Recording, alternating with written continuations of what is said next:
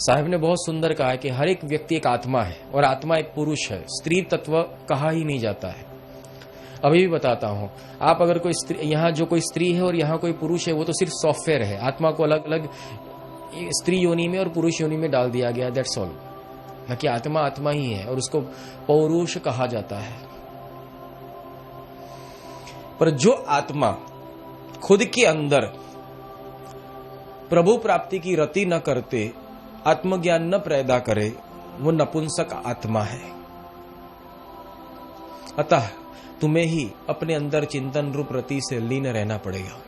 Try to love yourself. अगर तुम्हारे अंदर से ज्ञान प्रकट नहीं होता है तो आत्मा नपुंसक है, ये जान ले। अगर तुम्हें सत्संग या भक्ति से डर लगता है तो समझ लो तुम्हारे अंदर काल बैठा है। और फिर भी तुम्हें कोई गम नहीं है तो तुम समझ लो तुम काल पुरुष की एजेंट हो। अतः इस बात को दृढ़ता से समझे और अपना सुधार करे। और ये बातें सीखने मिलती है सिर्फ सत्संग से। साहब कहते हैं कि करी नित सत्संग के बाधा सकल मिटाए। इससे सर्व प्रकार की बाधा मिटती है, संसार की बाधा में मिटती है। साहब ने कहा है कि सत्संग से सुख उपजे, सत्संग से दुख जाए।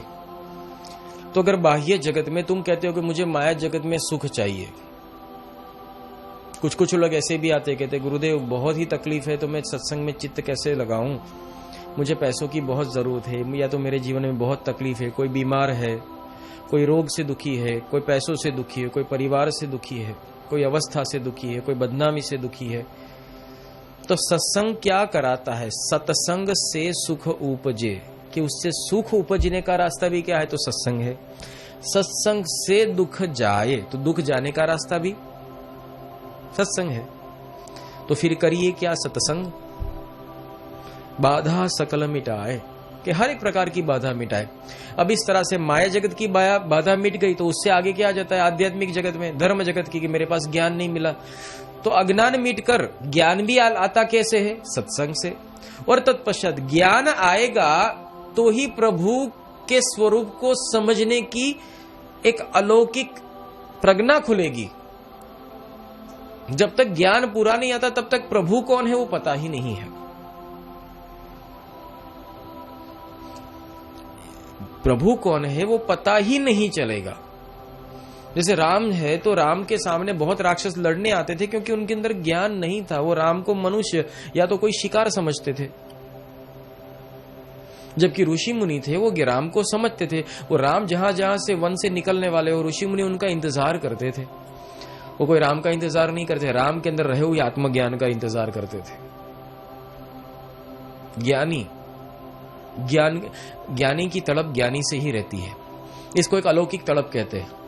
देखना, अगर आप भी ज्ञानी हो और आपको कोई ज्ञानी व्यक्ति मिल जाए तो आपको एक उसके साथ बैठने की तड़प होती है। आप वहां बैठकर घंटों भर बातें कर लोगे।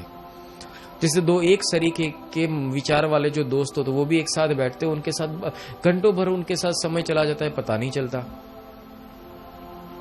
तो इस तरह से ये ज्ञानी से ज्ञानी मिले, करे ज्ञान की बात, और गधे से गधा मिले तो करे लातम लात। ये मन की परिभाषा और ज्ञानी की परिभाषा दोनों अलग है। अतः ये बात समझने की है कि हमें कौन सी दिशा में जाना है। तो सत्संग करे, और सत्संग से सब बाधाएं मिटती है। अब सत्संग से क्या होता है? सत्संग पाप जलाने की मशीन है। क्योंकि आपके अंदर जो पाप रूप कुछ दृढ़ संकल्प बैठ गए हैं, अज्ञान के संकल्प बैठ गए, शंका कुशंकाएं बैठ गई है, प्रतिशोध, अज्ञान, माया, वासना, काम, क्रोध, लोभ, मोह, तृष्णा, ये सब जो अंदर दृढ़ करके घर कर गया है, इसको मिटाने वाला आत्मज्ञान है। वो जो आत्मज्ञान जो है वो दृढ़ता से, आत्मज्ञान जो होता है वो आत्मज्ञान ये अज्ञान को जला देता है। आत्मज्ञान से अज्ञान जला तो पाप जला। मैंने आत्मज्ञान से मन जलता है, और मन क्या है? पाप और पुण्य का वेयर हाउस है, जहां स्टोर होता है। मन के अंदर ही पाप और पुण्य संचित रहते हैं और मन उसका स्टोर कीपर है। स्टोर कीपर के साथ पूरा स्टोर जला दो, न बजेगा बांस न बजेगी बांसुरी।